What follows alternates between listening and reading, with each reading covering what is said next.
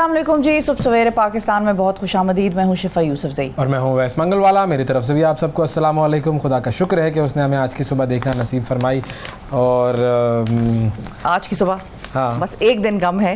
इस चीज़ का एक दिन कम है। अभी तो आज कल पहली मुलाकात नाकाम हो गई है। चंद नहीं, मैं तो कह रही हूँ बस चंद दिन कम है जश्न आज़ादी से। मैं तो मैं समझा वो जो हाँ आपकी मुलाकात वाला मामला है वो अभी तक अटका हुआ है। कल पहली मुलाकात में कोई डिसाइड नहीं हुआ है। अब वो कह रहे हैं शायद आज कुछ डिसाइड हो जाए। अच्छा, तो बस कौन सा एक शख्स है जो अटका हुआ है उधर? बस सभी अटके हुए हैं ना। मैंने आपको बताया था, अटके हुए नहीं है, भटके हुए लोग हैं ये, जो सही जगह आ नहीं रहे, सही बंदा नहीं चुन रहे, उनको नजर नहीं आ रहा इनको। और अगर आप उधर चले गए और आप भटक गए? मैं भटक नहीं जाऊंगा। उस तरफ जाते हैं लोग तो भटक जाते हैं। अच्छा हाँ, नहीं, ताकत का नशा सर पे चढ़ जाता है, वो अच्छा, पावर ड्रंक हो जाते हैं। कुछ भटकने की आज़ादी तो दें, पहुंचाएं तो सही, फिर उसके बाद देखते हैं। लेकिन खैर जो जश्न आज़ादी, बिल्कुल जश्न आज़ादी आने वाला है। आज जुम्मे का दिन है और हमारी आज के प्रोग्राम के बाद आपसे मुलाकात होगी पीर के दिन इंशाल्लाह 14 अगस्त को। और 14 अगस्त के हवाले से खुसूसी पैगाम आज इसलिए बता रहे हैं कि उस दिन तो आप लोग मना रहे होंगे। उस दिन जरूरी नहीं है कि आप लोग सारे हमारा प्रोग्राम बैठ के देखें। नहीं देखें यार, ये क्या बात है? वैसे भी मनाने सड़कों वड़कों पे निकल जाते हैं लोग भाई। तो इसलिए मैं कह रही हूँ कि आज ही के दिन हम पहले से एडवांस में पैगाम देखें। झंडे हर घर पे लोग लगाते हैं, बच्चे लगाते हैं, बड़े लगाते हैं। हर एक को वो एक मोहब्बत का जज्बा जो है वो जागा हुआ होता है शदीद। और वो कहते हैं भाई उसने बड़ा लगाया है तो मैं उससे बड़ा झंडा लगाऊंगा। या 40 करोड़ वाला झंडा मत लगाएं। हाँ, खुदा का खौफ कर लें, अल्लाह रसूल का नाम लें। लोग भूखे मर रहे हैं, आप 40 करोड़ का झंडा बेच के लोगों को खाना खिला दे। खुदा का वास्ता है, कौम की हालत देखें, आवाम की हालत। 40 लोगों में 1-1 करोड़ बांट दें, चलें ऐसा करें। ये भी हो सकता है, ये भी हो सकता है। लेकिन ये इतना पैसे का ज़िया ना करें। एक तो ये चीज़ है। और दूसरा ये है कि जब हम उस दिन झंडियाँ हाथ में पकड़ के बाइक्स पे लगा के सैरें तफरी कर रहे होते हैं तो उसके बाद का जो माहौल होता है वो वैसे तो जहन में रखती है हमारी कौम। मैंने बहुत कम ऐसी वाक़यात देखे हैं कि जिसमें झंडियाँ पाँव के नीचे आ रही हों या सड़कों पर उड़ रही हों, लेकिन उनको प्रॉपरली डिस्पोज ऑफ करें, जहाँ पर भी करें, जो भी जिस तरह से भी अगले 14 अगस्त के लिए रख लें संभाल के। लेकिन सड़कों पे गिराना झंडियों को एक तरह से पामाली है, मुझे ऐसा लगता है कि अच्छा, आज सुबह मैंने क्या देखा, जब मैं आ रहा था ऑफिस अपनी छोटी सी गाड़ी में करते हुए ड्राइव करते हुए आ रहा था मैं, तो मैंने देखा कि एक बाप, माँ और एक बच्ची स्टॉल पे खड़े पर जा रहे थे और बच्ची के हाथ में झंडा था। शायद उसके स्कूल वगैरह में कोई तकरीब पता नहीं खुले नहीं है क्या सूरत है, लेकिन बस उसके हाथ में झंडा। अच्छा, ओके। और वो गिर गया। अब वो बाइक जो है वो थोड़ी सी आगे जाके रुकी। फिर वो खातून उतरी और उतनी देर में पीछे से कोई शख्स जो कि वहाँ पर झंडा उठा लिया था, वो झंडा उठाकर उसने लाकर दिया उसको और वो आंटी ने शुक्रिया अदा किया और फिर वो चले गए। हाँ, तो ये देखें, इस तरह से ख्याल रखें, इस तरह से ख्याल रखें। अगर आपको कोई झंडा गिरा हुआ मिलता भी है तो ये नहीं कि अगले ने जानबूझ के फेंका है, लेकिन ध्यान से, थोड़ा सा ध्यान से एहसास करें कि बेहुरमती ना करें झंडे की। और दूसरा ये कि कचरा वचरा ना फैलाएं। लोग पिकनिक्स पर निकलेंगे, जाहिर है बाहर घूमना फिरना, मुल्क का ख्याल रखें जी। ये मुल्क का ख्याल डेमोन्स्ट्रेट करना है, सिर्फ झंडा लहरा के और बातें नहीं है। बातें करने वाले वो हम कर रहे हैं, वो हम कर रहे हैं। तो आप सफाई सुथराई रखें, ट्रैश कैन्स और इन्हीं में जाकर चीज़ें फेंकें। बच्चों को भी ये चीज़ सिखाएं कि भाई मुल्क का ख्याल रखना है, उसके बाद ही मुल्क के लिए कुछ करने का जज्बा पैदा होगा और मोहब्बत भी बढ़ेगी और मुल्क को भी एहसास होगा कि हाँ भाई ये वाकई मुझसे मोहब्बत करते हैं। बिल्कुल ठीक है जी नाजरीन, ये था आज का पैगाम ब्रॉट टू यू बाय शिफा यूसुफ से वैस मंगलवाला। और अब देखते हैं 60 सेकंड न्यूज़।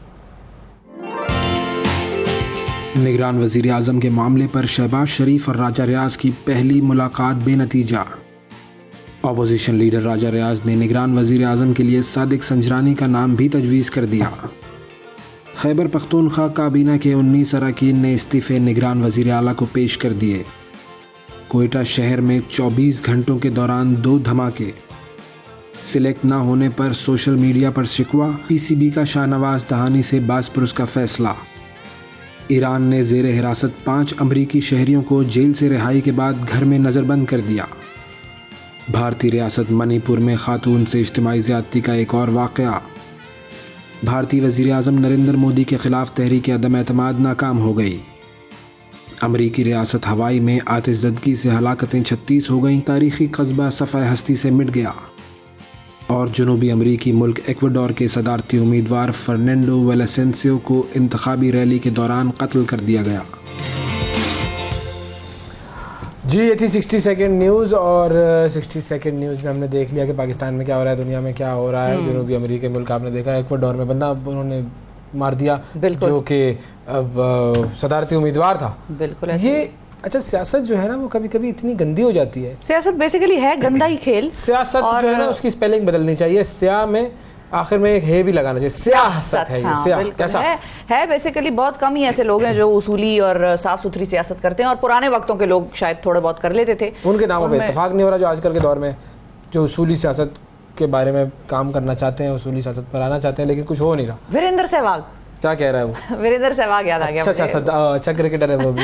क्रिकेट के वर्ल्ड कप क्रिकेट के वर्ल्ड कप इस साल जो है वो 5 अक्टूबर से शुरू हो रहा है इंशाल्लाह, और क्रिकेट के जो पंडित्स हैं अपने अपने अंदाजे लगा रहे हैं। कई टीमों के खिलाड़ी जेर बहस हैं, तो कहीं फाइनल में पहुंचने वाली टीमों की पेशगोइयां जो है पहले से हो रही हैं। अच्छा, ये भी एक मशगला होता है, ये खास तौर पर ये चीज शुरू होती है बाकायदा। तो हम आज कर लेंगे ना ये मशगला, आज पब्लिक कॉल और क्या, हम क्यों पीछे रहे? पाकिस्तान की टीम में कौन कौन होना चाहिए, सेमीफाइनल में कौन कौन होगा, इस पर आपसे बात कर लेंगे आज। बिल्कुल ऐसा करेंगे। और भारत के जो साबिक बैट्समैन हैं वीरेंद्र सहवाग, उन्होंने भी अंदाजों के इस खेल में भरपूर हिस्सा लिया है, और एक इंटरव्यू के दौरान उन्होंने कहा कि वर्ल्ड कप की सेमीफाइनल में जिन 4 टीमों के पहुंचने का इम्कान है वो है पाकिस्तान, भारत, ऑस्ट्रेलिया और इंग्लैंड। तो इंटरेस्टिंग बात उन्होंने की है कि जब भी यहाँ पर होता है तो इन टीमों में से कोई एक आदि जो है वो सेमीफाइनल में पहुंचती है। लेकिन ये है कि देखिए ऑस्ट्रेलिया ने जीता था वर्ल्ड कप 87 वाला, तो वो भी है। 96 में पाकिस्तान ने वर्ल्ड कप हुआ था, वो श्रीलंका ने जीता था। हाँ, फिर 90 ठीक है जी, जयसूर्या और अरविंदा डिसिल्वा ने तो मार मार के बुरा हाल कर दिया था सबका उस वक्त।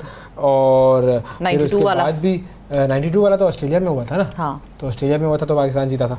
तो ये बात कर रहे हैं कि चूंकि सब कॉन्टिनेंट में हो रहा है तो सब कॉन्टिनेंट की टीमों को फायदा होता है। बिल्कुल, ग्राउंड जो उनकी होम ग्राउंड होता है। अच्छा, उन्होंने पाकिस्तानी टीम की भी बड़ी तारीफ की है, और ये आपने सुना, उन्होंने कहा कि ग्रीन शर्ट्स अपने जज्बे और मुसलसल अच्छी कारकर्दगी के बायस मजबूत टीम रहती है। पाकिस्तान और भारत का मुकाबला 14 अक्टूबर को अहमदाबाद स्टेडियम में होगा। ये भी है भाई देखने के लिए कोई जुगाड़ लगाए। मुझे तो आपके इतनी जुगाड़े हैं। मुझे क्या, आप गए हुए हैं भारत, मैं तो भारत की शक्ल भी नहीं देखी मैंने। मैं तो आगरा, वो मुशर्रफ साहब आए थे, वो जरा हालात जरा कुछ साजगार हुए थे, जरा रवाबित बढ़े थे। हमारा प्रेसिडेंट जा रहा है भाई ताजमहल देखने, आगरा वागरा, ताल्लुक भी उनका था। उधर दूसरी तरफ से भी जो हजरत थे मनमोहन साहब, तो वो भी उनका भी बड़ा एक सॉफ्ट कॉर्नर था पाकिस्तान के लिए, नजर उस तरह से आता था। लेकिन उसके बाद तो फिर कुछ करते बिकना शुरू हो रही हैं अब। धरी की धरी मतलब मुझे भी कोई दिखा दे, भारत भी दिखा दे मुझे, मतलब पता चले। किसी ने कहा क्या करेंगी, जाके रावलपिंडी देख लें। ऐसा ही है, ऐसा ही है। देखिए, कह तो सकूंगी ना, मतलब मरने से पहले कह तो सकूंगी भारत भी गई थी। तो आपको यकीन है कि आप जैसे ही भारत देखेंगे उसके बाद मर जाएंगी? नहीं, जब भी मरूंगी। कल वीजा निकालो भाई इनका। ये तो तैयार बैठे हैं, पता नहीं इन्होंने कोई खातून ढूंढ रखी है, मेरा ख्याल है ये बेताबी से इंतजार करते हैं कि ये शिफा जो है बस कहीं लुढ़क मुढ़क जाए। मैं ऐसी बात नहीं कर रहा, अल्लाह तौबा तौबा तौबा। मैं सिर्फ ये कह रहा हूँ कि आईसीसी ने वर्ल्ड कप की टिकटों की फरोख्त का भी ऐलान कर दिया है। अच्छा। तो आईसीसी जो है वो वर्ल्ड कप मैचेस की टिकटें मरहलावार फरोख्त की जाएंगी, और 25 अगस्त से पहले मरहले में उन मैचेस की टिकटें फरोख्त होंगी जो शुरू के मैचेस हैं। अच्छा। दूसरे मरहले में मेजबान मुल्क भारत के मैचेस की टिकटें फरोख्त होंगी, वो 30 अगस्त से 3 सितंबर तक फरोख्त के लिए पेश की जाएंगी। और जो हाई वोल्टेज मैचेस हैं जैसे पाकिस्तान इंडिया भारत का 14 अक्टूबर का, जी वो 3 सितंबर से उनके टिकटों का सेल का आगाज होगा। 15 अगस्त से शायकीन टिकटों की खरीदारी के लिए वेबसाइट पर अपना जो है वो इंटरेस्ट है वो भी शो कर पाएंगे। ये तो क्रिकेट स्टेडियम का टिकट है ना, भारत के अंदर कैसे घुसूंगी मैं? उसके लिए आपको स्पेशली वीजा लेना पड़ेगा। क्रिकेट का वीजा तो मैं ले लूंगी, चलो खैर है, ले लूंगी मैं। चलो हम बोले हम लेंगे। लेकिन मैं अकेले नहीं जाऊंगी, मुझे डर लगता है। मुझे पता चले उनका भी कुछ भरोसा नहीं है, वो भी बिल्कुल ही वो जाते हैं कभी कभी, पता चले कोई ऐसा वो कहते हैं ना येड़ा है दिमागी तौर पे जो उनका वो है जो जरा हल्का किस्म का सटका हुआ, वो कहते हैं येड़ा बैठा हुआ है। तो पता चले कोई येड़ा इमिग्रेशन के डेस्क पे बैठा हो, मुझे साइड पे ले जाए, मैडम आप आए, आप तो एजेंट है, नहीं आप एजेंट है, और फिर उधर से मैं वापस ना आ सकूं, तो फिर ऐसा भी मैंने नहीं जाना। मैं चलूंगा आपके साथ, 2-4 दिन की कहानी देख के बस आना है वापस। मैं हूँ मैं चलूंगा करते हैं इस पर जो है वो आज से कार्रवाई का आगाज करते हैं। अच्छा, अब 40 रोज कबल ये टिकटें फरोख्त के लिए दस्तयाब होंगी, तो कम टाइम है क्योंकि ज़ाहिर है डिमांड बहुत ज़्यादा है, बिक जाएंगी ज़्यादातर। बिल्कुल, माजी में जो आईसीसी इवेंट्स होते थे वो टिकटें कई महीने पहले ही उनकी फरोख्त शुरू हो जाती थी। तो अब देखते हैं टिकटें वैसे, और फिर ब्लैक का मामला भी चल पड़ता है। वो तो फिर टिकटें जब बिकती हैं तो फिर सबके लिए बिकती हैं भाई। तो इस तरीके से हाँ ठीक है, लेकिन भारत जाएंगे तो हम वो बीफ नहीं खा सकेंगे क्योंकि भाई वहाँ पे डर लगता है। चलो तो नहीं खाएंगे ना, 2 दिन चलो बीफ नहीं खाएंगे। हाँ हाँ बीफ नहीं खाएंगे हम, हाँ, वो artificial- डोसा उनका सांबर वाम्बर खा लेंगे। सही है, जो भी है वो भी इंटरेस्टिंग डिश है, लेकिन आर्टिफिशियल गोश्त का रुझान चूंकि बढ़ रहा है तो हम वो भी खा सकते हैं। हाँ बिल्कुल, आर्टिफिशियल गोश्त का रुझान बढ़ रहा है, और मैं इसके हवाले से आपको बता दूं कि इसीलिए साइंसदान जो है वो मुसलसल मसनूई तरीकों से गोश्त तैयार कर रहे हैं। अच्छा, जामा कराची में इस हवाले से एक सेमिनार मुनक़िद हुआ था जिसमें मुकर्रिरीन ने बताया कि हर साल 364 मिलियन टन गोश्त काम में लाया जाता है, और जिसमें 147 मिलियन टन जो है वो मुर्गी, 76 मिलियन टन गाय, जबकि 17 मिलियन टन जो है वो बकरे का गोश्त शामिल होता है। और इसका मतलब ये है कि हर घंटे में 24,000 जानवर ज़िबा किए जाते हैं, जबकि सालाना 75 अरब जानवर ज़िबा होते हैं। और शोबा फूड साइंसेज के प्रोफेसर हैं गुफरान साहब, उनका कहना ये था कि गोश्त की जो बढ़ती तलब है वो पूरी करने के लिए मसनूई गोश्त की तरफ जाया जा सकता है, और वक्त दूर नहीं है कि जब गोश्त जो है वो दरख्तों पर उगा करेगा। और उनका कहना था कि 2040 से 50 तक 30 से 40% मसनूई गोश्त असली गोश्त की जगह ले लेगा, तो लोग उस तरफ जाएंगे। साइंसदान आदमी जिन्होंने ये बात की है भाई, वाह वाह वाह। अच्छा, डिमांड सप्लाई को देखते हुए भी जब होगा मामला ये, तो फिर हम खा लेंगे भाई। अगर ऑप्शन ही कोई ना हो, पता नहीं उसका टेस्ट कैसा होगा, उसकी हाइजीनिक वैल्यू तो चलो शायद बना भी लेंगे, हाँ, लेकिन उसकी जो आफ्टर इफेक्ट्स है वो क्या होंगे, साइड इफेक्ट्स हैं वो क्या होंगे, ये एक असल मामला है जिसकी वजह से मुझे टेंशन है। वरना मैं तो गोश्तखोर इंसान हूँ, मैं तो कहता हूँ गोश्त हो भाई ले आओ, शाबाश, कोई ऐसा मसला नहीं है, ले आओ।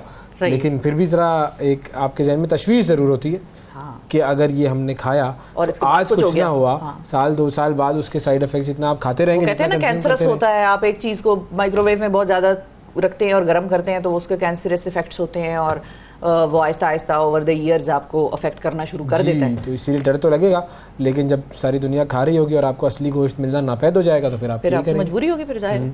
बिल्कुल। अच्छा, एक बड़ी तशवीशनाक खबर सामने आई है और वो है पाकिस्तानी अदाकारा सिरहा असगर। उनके साथ कुछ ज्यादती की कोशिश हुई है और उन्होंने मुकदमा दर्ज करवाया है। सिरहा असगर ने आसिम नामी शख्स पर एक दावा दायर किया है और कि उसने अदाकारा के साथ ज़बरदस्ती करने की कोशिश की है। और पुलिस ज़राए के मुताबिक ये वाक़या पेश आया था 1 अगस्त, और 1 अगस्त को सिरहा जो है वो किसी मार्केट में गई थी किसी काम वगैरह से, घरेलू काम से, और वाक़े की FIR जो है वो अदाकारा के शौहर उमर मुर्तज़ा की मुद्दयत में शाह फैसल थाने में दर्ज करवाई गई है। पुलिस को दिया गया बयान जो है अदाकारा का, उसमें उन्होंने कहा कि बाज़ार से वापस आते हुए एक आवारा शख्स उनके पीछे लग गया, आवाज़ें कसने लगा, और आसिम नामी शख्स ने उनका घर तक पीछा किया, दरवाजे तक आ गया वो, और मुलजिम ने उनके साथ दस्त दराजी की भी कोशिश की, उनके कपड़े फटे, ताहम उन्होंने फिर वो घर की घंटी बजाकर बार बार वो शौहर को बुलाया, वो आए, और इस बयान के मुताबिक उनके शौहर उमर मुर्तज़ा और जो मुलजिम है आसिम, उसके दरमियान हाथापाई भी हुई, और उसके बाद अदाकारा और उनके शौहर ने अहले मोहल्ला की मदद से मुलजिम को पकड़ा और उसको फिर अंदाजा लगाए दिन दिहाड़े मैरिड खातून के साथ, और मतलब मैरिड अनमैरिड, लेकिन ये कि वो तो मतलब अपने घर पहुंची हुई, बाहर घर के खड़ी है। अंदाजा लगाएं, दीदा दलेरी का अंदाजा लगाएं, और इस चीज का अंदाजा लगाएं कि वो कितना कॉन्फिडेंट था कि उसको पता है भाई ये क्या कर लेंगे, कौन उखाड़ लेगा कुछ मेरा। अरे लेकिन वो पिछले दिनों वीडियो नहीं देखी थी, मतलब वो तो शर्मिंदगी की हद तक हम नीचे गिर चुके हैं। वो कराची के एक इलाके की वीडियो थी कि जो आदमी नकाबपोश खातून थी जा रही थी, एक आदमी बिल्कुल बरना होकर जो है वो उसको तंग कर रहा है। क्या किस लेवल पर पहुंच गए। मसला वही है ना कि आप तरबियत और सजा दोनों का निजाम लागू करें, फिर देखें क्या होता है। लटकाएं उस शख्स को, उल्टा चित्रौल करें उसकी सही तरीके से सबके सामने, फिर पता चलेगा उसको, उसी के मोहल्ले में जाकर उसको सजा दें, और ऐसी सजाएं कि उससे कोई कारोबार ना कर सके, कहीं नौकरी ना मिल सके, सोशल बॉयकॉट। बिल्कुल ये तो सजा तो देखिए खत्म हो गई, वो सजा के बाद बाहर निकल आएगा, खुद को दोबारा मुअज़्ज़ज़ शहरी समझने लग जाएगा। सजा का इतलाक ऐसे हो कि आइंदा आने वाले सालों के लिए भी वो अंडर प्रेशर रहे कि मैं भाई देखा जा रहा हूँ, आई एम बीइंग वॉच्ड। वो क्या था, वो सेक्स ऑफेंडर्स या जो हैबिचुअल ऑफेंडर्स होते हैं उनके वो चिप लगा देते हैं बाहर, या क्या होता है वो मॉनिटरिंग उनकी करते रहते हैं कि उनको पता लगता रहे कि ये शख्स कहाँ पर है, क्या कर रहा है। तो हमारे पास भी ये निज़ाम होना चाहिए इस तरह। तो नादरा का सिस्टम है हमारे पास, उसको इंटीग्रेट करें, हमारा तो आधा काम आसान हुआ है। बिल्कुल, लेकिन ये बड़ा तशवीशनाक मामला है ये कि दिन दहाड़े इस तरह की हरकत हो रही है, और सज़ा सिर्फ और सिर्फ भाई मैं तो सज़ा का हामी हूँ और शदीद सज़ा होनी चाहिए। बिल्कुल ऐसा ही है जी, बिल्कुल। अच्छा, अगली खबर। हाँ, अगली खबर क्या है हमारे पास? अगली खबर एक वीडियो है। वो आपको मैं वीडियो दिखाता हूँ, इसमें 9 साला बच्ची पर एक गाय ने हमला कर दिया। चेन्नई में यह वाक़या पेश आया। स्कूल से बच्ची वो वापस आ रही थी और एक गाय थी जो कि बिफरी हुई थी, अचानक जो है उसने बच्ची पर हमला किया। पैर दर पे हमले हुए, बच्ची ज़ख्मी हुई, फिर वो अस्पताल गई। वो बच्ची जो है बेसिकली अपनी वालदा के साथ स्कूल से घर आ रही थी। ठीक है। और उस बच्ची ने जो है वो 9 साल की ये बच्ची थी, रास्ते से गुजरती हुई गाय ने अचानक उस पर हमले करना शुरू कर दिए और वो सारी ये वीडियो जो है ये फिर सोशल मीडिया पे आई। ये देखें ये गाय है, ये आई और ये बच्ची पर इसने ये पहले तो ये आपस में गाय जो है वो कुछ उसने तो उठा के फेंक दिया बच्ची को। जी ये देखें ये अब ये मुझे इसीलिए पेट से बड़ा डर लगता है। ये तो खैर पेट नहीं जो गाय को भी आप डोमेस्टिक एनिमल ही कहते हैं ना, लेकिन हाँ बच्चे दूर ही रहते हैं, बड़े भी इवन दूर रहते हैं गाय से। ये तो लात वात मार दे तो वैसे ही बड़ी लग जाती है भाई। तो बहुत अजीब सा ये वाक़या, खराब होगा उसको किसी ने। लेकिन ये जानवरों के साथ ये चीज तो आप जहन में रखिए कि जानवरों को जब तक आप नहीं छेड़ेंगे ना, नहीं तो इसको तो नहीं छेड़ा था नहीं, हो सकता है पीछे से इसको किसी ने तंग किया किसी वजह से गुस्से में हो, वरना अदरवाइज बहुत ही कम रेयर होता है या उनके दिमाग का कुछ खलल होगा, रेयर होगा कि जानवर जो है वो खामखा आपके साथ आकर वो उलझे। और हाँ, ये गायों का ज्यादा रिसर्च नहीं है मेरी, लेकिन डॉग्स और कैट्स के हवाले से तो ये बात मैं कह सकती हूँ कि अनलेस हम खुद जाकर उनको खामखा ना जिच करने की कोशिश ना करें तो वो अपने काम से काम रखते हैं। कुछ लोग देख भी रहे हैं, मतलब घर बचा नहीं रहे, उसको निकल नहीं रहे, तमाशबीनों की तरह देख रहे हैं। कुछ लोग ऐसे हैं जो बहादुरी से फिर वो बेफरी हुई गाय के हमले से बच्ची को बचाने की भी कोशिश कर रहे हैं। तो आने वाले लोगों की कोशिशों से फिर गाय जो है वो डर कर एक तरफ भाग जाती है और फिर मोहल्ले के लोग जख्मी बच्ची को उठा लेते हैं और फिर वो उस बच्ची को अस्पताल लेकर गए और अब वो जो गाय का मालिक था उसके खिलाफ मुकदमा दर्ज कर दिया गया है और जो हुकाम है उन्होंने गाय को भी अपनी तहवील में ले लिया। तो ये कभी कभी इतने खतरा, मतलब ये एक यूनिक सा वाकया कह लें इसको। वहाँ पर हम बुल फाइटिंग देख रहे थे स्पेन में, जिस पे लोग उकसा रहे होते हैं कि आओ हमें मारो, इधर वो खुद आके मार रही है। एक अजीब मामला है ये। बिल्कुल। अच्छा, आपको एक और मैं अब खबर दे दूं जरा इमिग्रेशन के हवाले से। तरक्की पजीर मुमालिक मिल गई क्या? नहीं, मिल तो नहीं गई है। अच्छा, लेकिन कर रहे हैं लोग आजकल, जा बहुत रहे हैं, लाखों लोग जा रहे हैं। बताऊं नाजरीन, ये बड़ी तशवीशनाक बात है और ठीक है, इसके दो तरीके हैं देखने के। एक ये है कि लोग कहेंगे यार हमारा जो ह्यूमन कैपिटल है वो बाहर जा रहा है, डेवलप हो रहा है वगैरह। तो बाहर जा रहा है तो कौन सा वो कोई माइक्रोसॉफ्ट का सरबराह लग रहा है या गूगल का सरबराह लग रहा है, वो कर क्या रहा है ये भी देख ले। है तो बहुत टैलेंटेड पाकिस्तानी माशाल्लाह, बड़ा जबरदस्त काम करते हैं, बहुत से भी हैं, लेकिन ये है कि बहुत मतलब लेकिन फिलहाल बहुत सारे ऐसे हैं जो भागने के चक्कर में जा रहे हैं। हाँ, अच्छा, तरक्की पजीर ममालिक के लोग यूरोप जाने की कोशिशें करते रहते हैं और कई बार इस कोशिश में अपनी जान से हाथ धो बैठते हैं। और एक रिपोर्ट के मुताबिक इस साल बहिरे रोम में डूब जाने वाले तारकीन वतन की तादाद जो है वो 1800 से ज़ायद हो चुकी है। अकबर, 1800 से ज़ायद बहिरे रोम में। बिल्कुल। और गुज़िश्ता रोज एक और वाकया पेश आया बड़ा अफसोसनाक, जिसमें 41 तारकीन वतन जो हैं वो समंदर में डूबकर हलाक हो गए।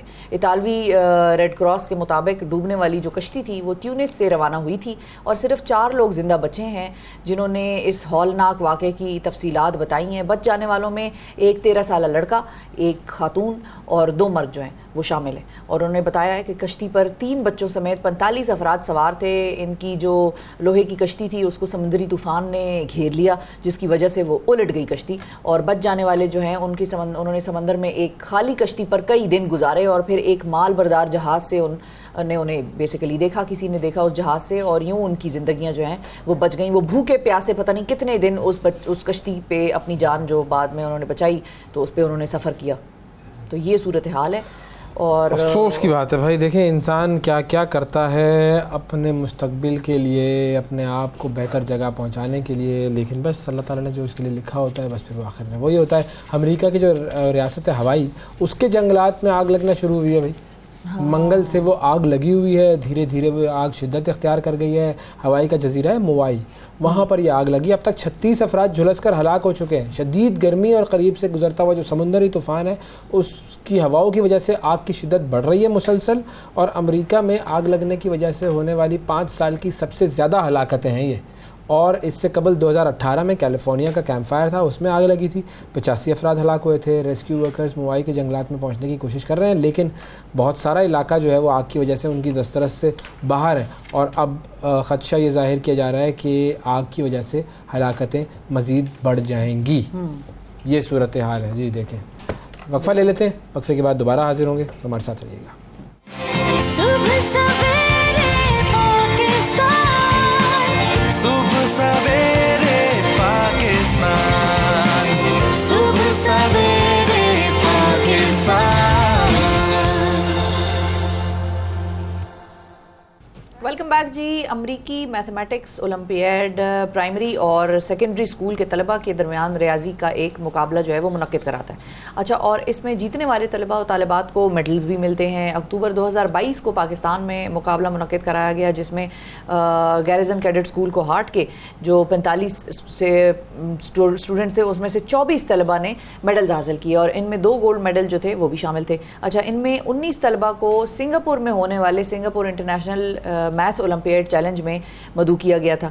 ये उनका नेक्स्ट लेवल था और मुकाबले के फाइनल राउंड में पाकिस्तान के 6 तलबा ने शिरकत की। उन्होंने भी कई तमगे जीते और इन तलबा में अब हमारे साथ कौन कौन शामिल हैं शारिक कमाल है जी और मोहम्मद इसहाक हैं। इन्होंने पाकिस्तान में और सिंगापुर में कई मेडल्स जीते, पाकिस्तान का नाम रोशन किया। और ये मुकाबला क्या था? मैथ्स का ओलंपियाड। बिल्कुल ठीक है जी। 2 और 2 4 करना था, इसमें कौन सी कोई बड़ी बात थी? उधर सारे सवाल 2 और 2 4 के नहीं थे ना, तो 2 और 3 5 भी हो सकते हैं। हमारे साथ मौजूद हैं ये दोनों, मोहम्मद इसहाक और शारिक कमाल। अस्सलाम वालेकुम शारिक।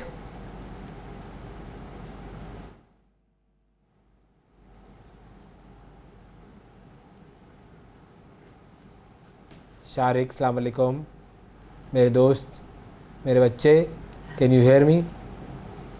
Yes sir. शारिक की आवाज़ दें हमें। शारिक की आवाज़ नहीं आ गई, शारिक की आवाज़ आ गई। अच्छा शारिक, ये बताइए आपने इस मुकाबले में कौन कौन से मेडल्स जीते? जी, मैंने एक ब्रॉन्ज मेडल हासिल किया था जो पाकिस्तान में अमेरिकन मैथमेटिक्स ओलंपियाड कॉन्टेस्ट हुआ था, और ग्लोबल फाइनल में मैंने एक गोल्ड मेडल और एक ब्रॉन्ज मेडल हासिल किया था। वाह जी वाह, ग्लोबल में आपने एक गोल्ड और एक ब्रॉन्ज हासिल किया। और इसहाक हमारे साथ हैं। अस्सलाम वालेकुम इसहाक। अस्सलाम वालेकुम। कैसे हो मेरे दोस्त? I am fine. You are fine? ठीक हो? शाबाश। But again I have to remind you कि you have to speak in Urdu, okay? ठीक है। Which medals did you win?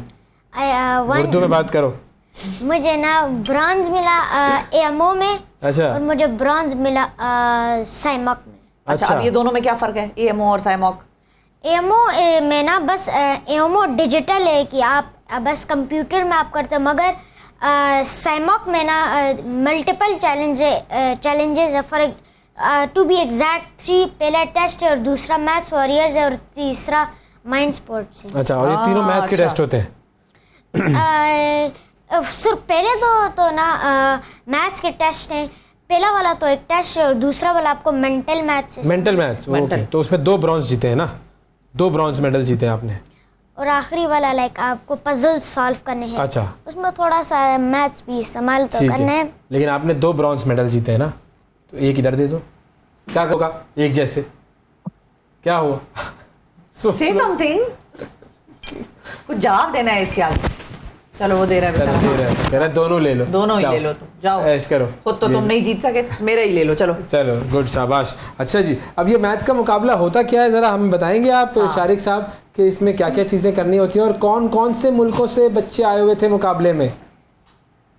जी, यहाँ 1600 कंट्रीज 30 ममालिक से आए थे, जो कि 1600 बच्चे थे वहाँ पर, और जिनमें से मैं कुछ एशियन कंट्रीज ज्यादा थे, जिनमें मंगोलिया, फिलिपाइन, इंडिया और अजरबैजान और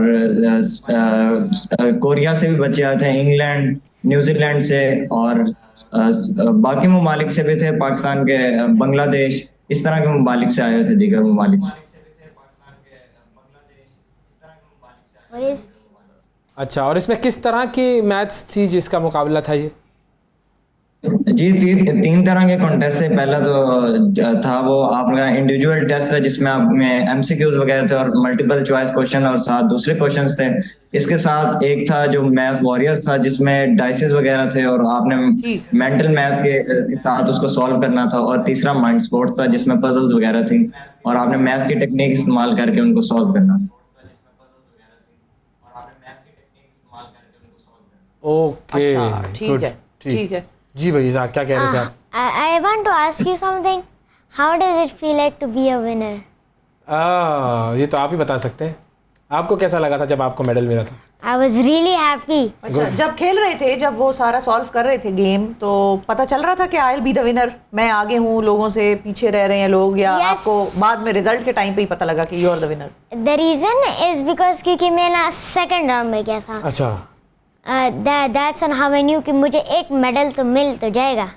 सही है, मेडल तो मिल जाएगा। अच्छा, अब ये बताओ कि अगर मैथ्स में अपने आप को तेज़ बनाना हो और आप चाहते हैं कि आपकी मेंटल मैथ्स अच्छी हो जाए, तो उसके लिए आप क्या प्रैक्टिस करते हैं? मैं ना ये करता हूँ कि मैं डिवीजन क्वेश्चंस करता हूँ या फिर मल्टीप्लिकेशन.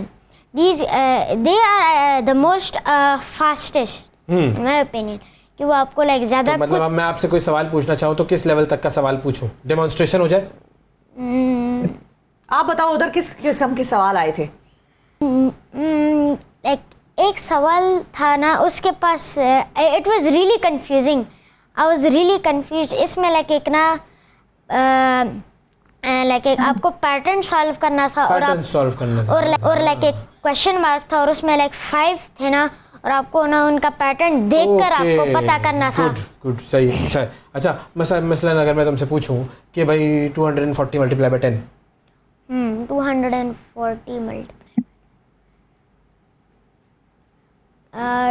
2400. बिल्कुल सही है. बहुत आसान सा सवाल पूछा था मैंने वैसे तो, लेकिन ये तो बहुत सिंपल सवाल था. इसके मुश्किल लेवल भी आप कर सकते हैं. गुड, सही. अच्छा शारिक, ये बताइए कि अगर आपसे भी मैं यही सवाल करूं कि कैसे अपने आप को मैथ्स में तेज किया जाए, क्या किया जाए उसके लिए?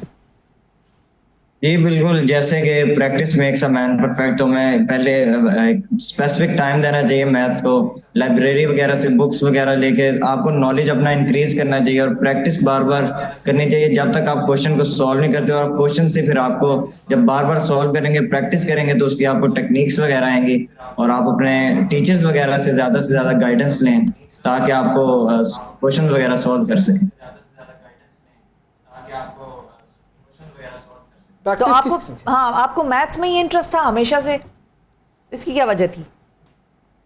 जी मैथ्स में भी इंटरेस्ट मुझे बचपन से ही था और इसके साथ साथ मैंने अपनी मेहनत जारी रखी और फिर मेरे कॉलेज में आके मेरे सारे मैथ्स के डिपार्टमेंट के टीचर्स ने मेरी बहुत हेल्प की, स्पेशली सर शकील और अफजाई ने, जिन्होंने मेरा साथ दिया और आज इस कामयाबी तक मुझे पहुंचाया कि मैं पाकिस्तान का नाम रोशन करके. आपको भी हमेशा से मैथ्स पसंद था? अच्छा, और एक और चीज भी बल्कि बताएं, सिंगापुर और पाकिस्तान का मुकाबला करें जरा. आप गए ना सिंगापुर, पहली दफा गए थे? जी मैं पहली बार गया. चीजें थी जो आपको स्ट्रक की माइंड को फौरन? ठीक है, हम साथ से भी बात करते हैं और फिर आपसे भी पूछते हैं. बताएं. तो फिर Singapore is way more organised. उसमें बहुत ज़्यादा कम ट्रैफिक है, उसमें वो बहुत ज़्यादा क्लीन है, उसमें बहुत सारे बिल्डिंग्स है, बहुत सारे बीचेस है और भी ज़्यादा रेन फॉरेस्ट हैं. और ऊपर इसमें ना लाइक बहुत ज़्यादा अच्छी तरीके से लाइक इतने ज़्यादा बिल्डिंग्स हैं. और वन ऑफ द जो आपने वहाँ पर देखी और आप चाहते हो कि पाकिस्तान में भी वो चीज़ होनी चाहिए implement? buses. One of the main transportations in Singapore is buses. I think the buses are the real reason कि सिंगापुर में इतना ज्यादा ट्रैफिक नहीं है. इंटरेस्टिंग. कराची की बसेस देखो जाके किसी दिन, फिर आपको पता चलेगा कैसी जबरदस्त बसेस हैं. देखना, कभी जाओ ना कराची, देखना. ठीक है, कभी गया नहीं हूँ मगर बस कभी जाओ, देखना. कराची की बसेस देखकर बड़ी बड़ी दुनिया से लोग आते हैं तहकीकात करने के लिए, रिसर्च करने के लिए कि इतनी जबरदस्त बसेस कैसे चल रही है कराची में. हाँ बिल्कुल सही बता. शारिक, आप बताएं, आपको सिंगापुर में कौन सी चीज ऐसी लगी जो पाकिस्तान में होनी चाहिए, और कौन कौन सी चीजें ऐसी हैं जिनसे आप इम्प्रेस हुए? जी बिल्कुल, Singapore is a very amazing country. Like उधर क्या रूल्स की बहुत पाबंदी थी कि एक टाइम के हिसाब से, जैसे मैंने ये नोटिस किया कि 10 o'clock अगर उन्होंने एक टाइम रखा है कि इस टाइम में हर चीज क्लोज हो जाएगी, तो 10 o'clock के बाद कोई चीज उधर ओपन नहीं होगी, जिन पे उन्होंने रिस्ट्रिक्शन और रूल्स बहुत, ट्रैफिक रूल्स बहुत फॉलो करते थे और हॉस्पिटेबल लोग थे और एक दूसरे का ख्याल बहुत रखते थे. वेरी गुड जी, जबरदस्त. हॉस्पिटल लोग तो हमारे भी बड़े अच्छे हैं, बस रूल रेगुलेशन फॉलो करने की बात है. बहुत शुक्रिया अदा करेंगे. शारिक हमारे साथ मौजूद थे और इसाक हमारे साथ मौजूद थे. इसाक, मेडल आपका है, आप ही लेंगे. आप कीप करें. Thank you. नाज़रीन, मुबारक हो इसाक, हमारी तरफ से आपको ये medal. Very good, very good. वक्फा लेते हैं जी, वक्फे के बाद दोबारा हाजिर होंगे. हमारे साथ रहिएगा.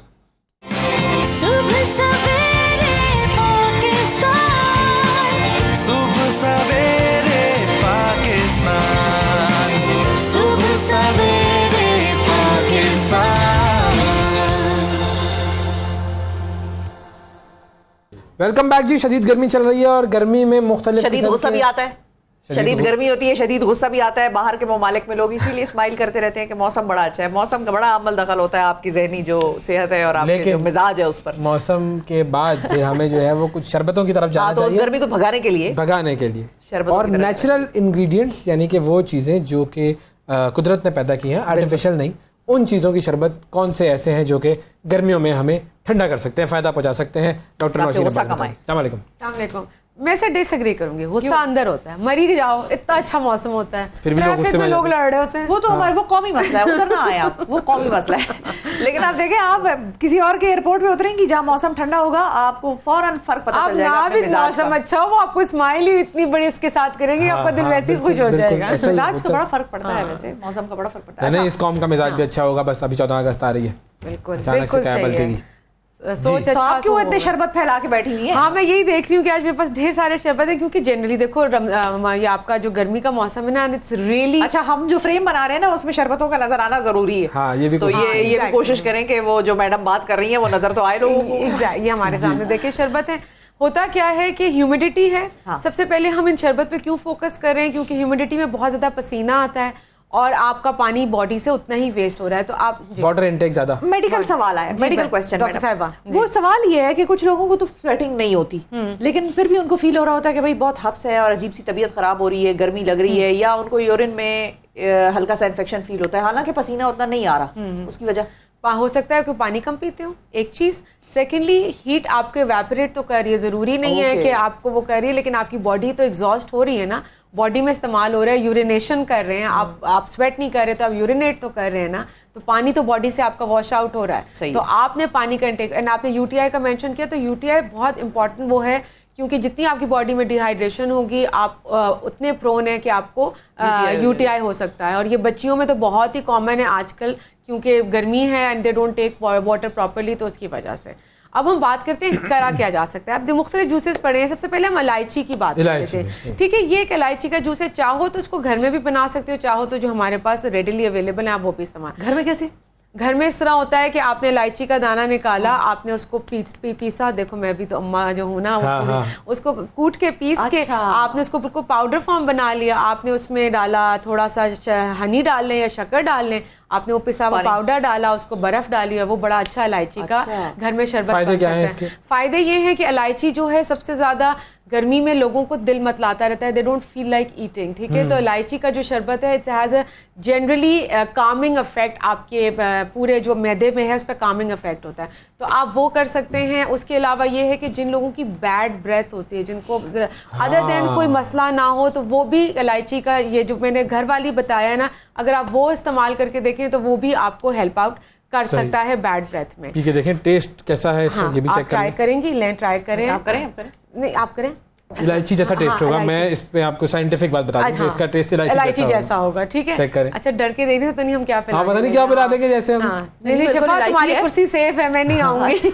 नहीं, आप आ जाए, बिल्कुल आप आ जाए, मैं उधर बैठ जाऊंगी। डॉक्टर तो आदि मैं भी हूँ, मैं भी फिर आपके उनके सवालों के जवाब दूंगी, लेकिन बिल्कुल इलायची ठीक है। और इसको आप दूध में भी बना सकते हैं, जस्ट फॉर द बिल्कुल मोस्ट वैरायटी में आपको वैरायटी बच्चों को भी ऐड करके दे सकते हैं जो है। उसके बाद हमारे पास आ जाता है बजूरी का शरबत है। बजूरी जो है बेसिकली क्या है बजूरी? ये है एक मुख्तलिफ, इसको आप कहते हैं वो एक हर्बल यूनानी मेडिसिन, जड़ी बूटी टाइप चीज है। अच्छा, एग्जैक्टली। और ये डाइजेशन में आपको हेल्प आउट करता है, आपके मैदे पे अगेन इसका कामनेस इफेक्ट होता है, जिनको बहुत ज्यादा यूटीआई रहता है वो भी आप यूज कर सकते हैं। ये बेसिकली घर में नहीं बन सकता, तो इसकी अवेलेबल वो जो होती है आप उसको इस्तेमाल कर सकते हैं। कभी टेस्ट जरूर करवाएं। आज हमारा टेस्ट है, टेस्ट करेंगी मैडम, आप ये टेस्ट करेंगी। वैसे कलर मुझे याद आ गया, मैं भी अपना स्ट्रॉ लेकर आया हूँ अलग से, ऐसी बात नहीं, ताकि जब आप एक एक सिप ले लेना फिर बाद में बाकी फिर हम देखिए कि शिफा सही शरबत बजूरी अच्छा है। हाँ, इसको देखो एक कामिंग इफेक्ट, एक यूनिक सा इसका अलग सा टेस्ट होता है। ये वो नहीं है जिसको आप नॉर्मल शरबत की तरह, हाँ बिल्कुल डिफरेंट आइटम है ये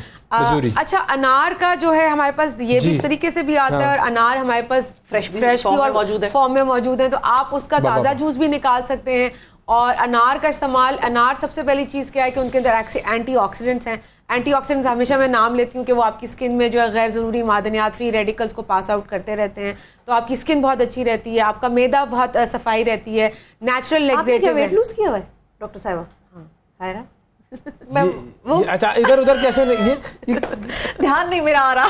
लेकिन भाई मुझे समझ में नहीं आ रहा कि ये हम प्रोग्राम से अचानक यूं डाइवर्ट होते हैं। सॉरी नाज़रीन, मैं आशिफा जो है मल्टीटास्किंग है, ये डॉक्टर भी हैं, आलू के फवाइद, आलू के लिए तो चिप्स का इनका जान भी हाजिर है। लेकिन वो मैं ये एक ऐसा पहला पठान है जो मैंने देखा है जो गोश्त के अलावा बात करता है कि आलू खाया जा सकता है। लेकिन डॉक्टर साहिबा का वेट बड़ा जबरदस्त आपने, चले अब आ जाए वापस। प्रैक्टिस व्हाट यू प्रीच, ठीक है ना। तो मैं तो ये है एग्जैक्टली इम्पोर्टेंट।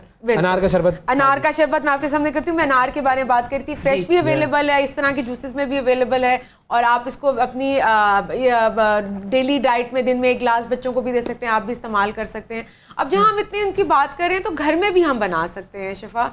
बादाम का शरबत है, बादाम बड़ा आसानी से बन सकता है। चाहो तो पानी में बना लो, उसमें इलायची भी मिक्स कर सकते हो, चाहो तो दूध में भी बादाम को ब्लेंड करके आप इस्तेमाल कर सकते हैं। बादाम अगेन एक पूरा पावर हाउस है। बादाम आप बच्चों को, अगर जो बच्चे नहीं खा पाते तो आप पाउडर फॉर्म में उनको मिल्क शेक में मिला के, उनके दूध में मिला के, इवन जो बच्चे रात को भिगो के रखे, एग्जैक्टली, तो वो आप बादाम का शरबत इस्तेमाल करें। और इसकी सबकी जो एक वो है ना कि बहुत मीठा नहीं मिलाना। अगर आप बहुत आर्टिफिशियल चीनी मिलाएंगे, चीनी मीठा करेंगे तो उसकी उतनी इफादत कम हो जाती है, ठीक है।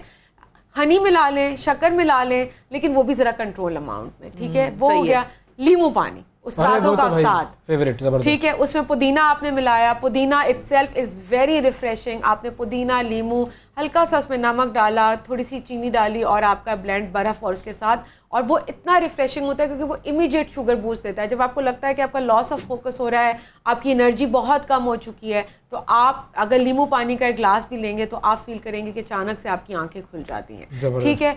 यहाँ पे आया, इसके अलावा हम क्या करें, मैं क्योंकि हमेशा फोकस करती हूँ पपीते का जूस। अच्छा, हाँ, पपीते का जूस को ये नहीं करना कि उसको आपने सिर्फ ब्लेंड करना है। पपीते के अंदर काफी पानी होता है, थोड़ा सा उसमें पानी, बर्फ डाली, पपीते को ब्लेंड किया, थोड़ा सा गाढ़ा होगा वो शायद। ये उन लोगों के लिए बहुत अच्छा है जो गर्मियों में कब्ज की शिकायत करते हैं, क्योंकि आपका पानी का इंटेक कम है। तो आप क्या होता है कि आपको कॉन्स्टिपेशन होती है। जब आपको कॉन्स्टिपेशन होती है तो आप पपीते का जूस को इस तरीके से कर सकते हैं, जो लोग पपीता खा नहीं पाते, वरना तो आपने स्लाइस ऐड कर लिया, 2 पीसेस रख लिए अपने नाश्ते में, तो बेहतरीन है।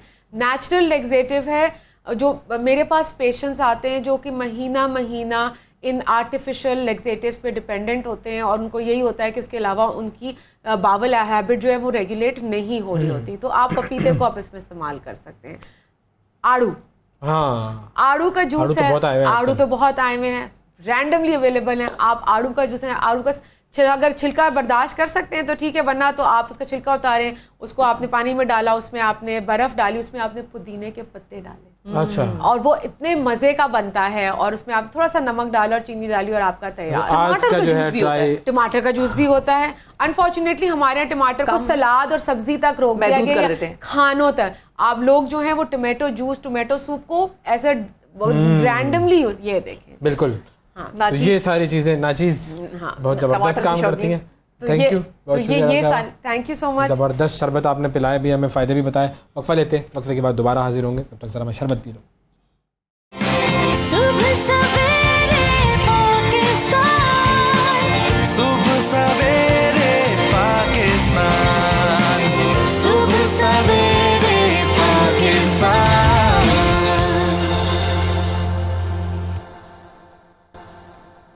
वेलकम बैक जी, वेलकम बैक। अगस्त का महीना है और चंद ही दिन रह गए, 3 दिन रह गए, 3 दिन रह गए हैं जी। आज है जी जुम्मा, हफ्ता, इतवार और पीर। 3 दिन के बाद 14 अगस्त होगी। पूरी कौम जो है वो 14 अगस्त सेलिब्रेट करेगी, और उस सेलिब्रेशन में मिली नगमों का बड़ा एक अहम किरदार होता है। बिल्कुल बिल्कुल, मिली नगमों का अहम किरदार होता है, और हमारे प्रोग्राम में भी नगमे और गीत और मुख्तलिफ गाने, मुख्तलिफ मौसीकारों की धुनें आप सुनते रहते हैं ऑन एंड ऑफ। उर्दू सीखने के लिए भी तो आज लेकिन उर्दू भी सिखाएंगे और जज्बा भी बेदार करेंगे। आज ही के दिन से मनाना शुरू कर दें 14 अगस्त 1947 का, वो जिसको कहते हैं सुनहरा दिन, कि जिस दिन पाकिस्तान मारज़ वजूद में आया था। और इस गीत की शायरी कुछ इस कदर खूबसूरत है कि जब हमने खुदा का नाम लिया तो उसने हमें ये इनाम दिया, और जाहिर है वो इनाम जब हमें खुदा की तरफ से खुदा का नाम लेने की वजह से मिलता है, और अगर हम फिर उस पर खुदा का कानून नाफिज नहीं करते, खुदा के बताए हुए उसूलों की पासदारी नहीं करते, तो फिर वो जो खुदा की नाराज़गी है वो भी हमारे सामने आती है। अल्लाह ताला जो है उसने यही कहा है ना कि अगर तुम शुक्र करोगे और जो मैंने अहकामात दिए हैं उन पर अमल करोगे तो फिर मेरी रहमत तुम पर होगी। और हमें भी अपने मुल्क को उसी रास्ते पर लेकर जाना है। अब ये इनाम पाकिस्तान जो है ये अक्सरियत के लिए भी है और अक़लियत के लिए भी है। ये पाकिस्तान कायदे आज़म मोहम्मद अली जिन्ना की 11 अगस्त 1947 की तकरीर थी और उसमें अक़लियतों के हुकूक के मुतालिक एक बड़ा अहम उन्होंने फरमान दिया था और वो ये कहा था कि आप पाकिस्तान की रियासत में अपने मंदिरों, मस्जिदों, गिरजाघरों, किसी भी दूसरी इबादतगाह में जाने के लिए आप आज़ाद हैं। और इस खिताब की रोशनी में पाकिस्तान भर में 11 अगस्त को अक़लियतों का कौमी दिन मनाया जाता है और इस दिन को मनाने का आगाज़ हुआ था 2009 में और इसकी तजवीज़ जो दी थी वो साबिक़ वज़ीर अक़लियती उमूर शहबाज भट्टी साहब ने दी थी और वो 2011 में अफसोसनाक बात यह है कि कातलाना हमले में हलाक हो गए थे। और आज इस अहम दिन पर हम अक़लियतों से ताल्लुक़ रखने वालों के हुकूक की बात करेंगे कि एक इस्लामी रियासत जो कि इस्लाम के नाम पर बनी है वो कैसे अक़लियतों का तहफ़्फ़ुज़ करती है और कैसे अक़लियतों का तहफ़्फ़ुज़ उनको करना चाहिए। बिल्कुल इस हवाले से हम बात करेंगे कि इस्लामी तालीमात क्या हैं और हमारे कवानीन क्या कहते हैं। हमारे अक़लियतों के हुकूक के लिए काम करने वाले भवेश कुमार साहब और मारूफ मजहबी आलिम ऐनुल हक बगदादी साहब। अस्सलाम वालेकुम, आप दोनों को बहुत शुक्रिया प्रोग्राम में वक्त देने के लिए। वालेकुम अस्सलाम व रहमतुल्लाहि व बरकातुहू। वालेकुम सलाम, नमस्ते सबको। Thank you ji, thank you, बहुत शुक्रिया। आप सब लोग जो हैं वो आप लोग हमारे मुअज़्ज़ज़ मेहमान।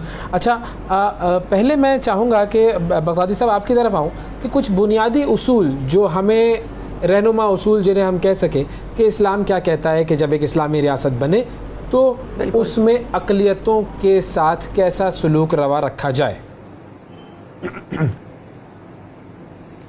जी बिस्मिल्लाह रहमान रहीम, बहुत शुक्रिया। बड़ा अहम प्रोग्राम आपका, बिलखुसूस यौम आज़ादी के हवाले से।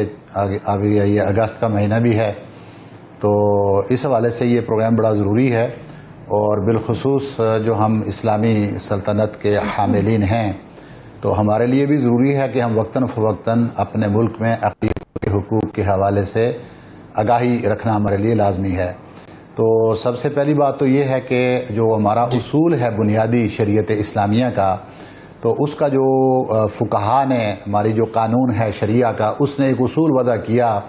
वो कहते हैं कि जब अक़लियतें किसी मुल्क के कानून को और उस मुल्क को तस्लीम कर लें तो उसके बाद फरमाया कि अन्ना लहुम मा लिल मुस्लिमीना, तो फिर उनके लिए भी वैसे ही हुकूक होते हैं जैसे मुसलमानों के लिए होते हैं।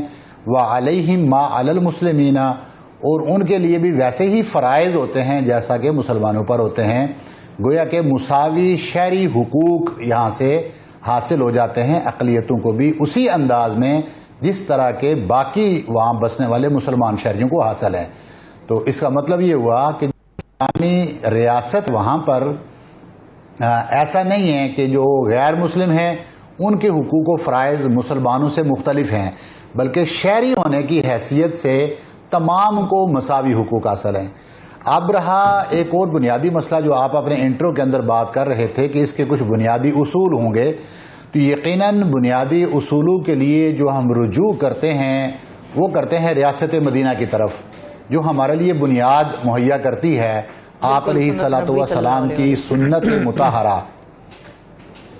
जी, तो उसमें आप अलैहिस्सलातु वस्सलाम ने फरमाया, एक हदीस मुबारक है कि जो आपके मुल्क में बसने वाली अक़लियतें हैं जब वो आपको तस्लीम कर लेते हैं तो उसके बाद मन ज़लमा मुआहदन, अगर उनके साथ किसी ने जुल्म किया या उनके माल में से कुछ नुकसान पहुँचाया और कल्लफ़हु फ़ौक़ ताक़तिही, या फिर उनकी ताकत से ज़्यादा उनसे काम ले लिया, यानी काम जो टैक्सीज़ हैं या जो दीगर चीज़ें उनके ऊपर लगाई जाती हैं अगर वो मुसलमानों के मुकाबले में ज़्यादा लगाई जाएँ, और अख़ज़ मिन्हु शैअन बिग़ैर तीब नफ्सिन, या उनकी ख्वाहिश और मर्ज़ी के बग़ैर उनसे कोई चीज़ ज़्यादा हुकूमत ने वसूल कर ली या वहाँ के लोगों ने ले ली, तो आप अलैहिस्सलातु वस्सलाम ने फरमाया फ़अना हजीजुहु यौमल क़ियामा, मैं क़यामत के दिन उनकी तरफ से हुज्जत बनकर, उनकी तरफ से वकील बनकर पेश होऊंगा। यानी अकलियतों के वकील उस दिन कौन होंगे?